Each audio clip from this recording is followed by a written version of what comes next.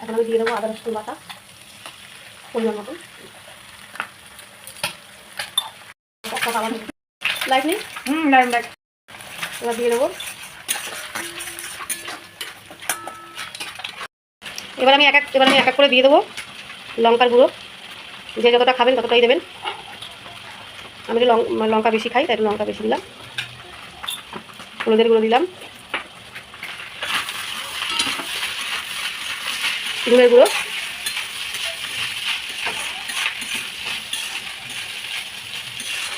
জিরের গুঁড়ো। ভালো করে একটু নেড়ে নেবো।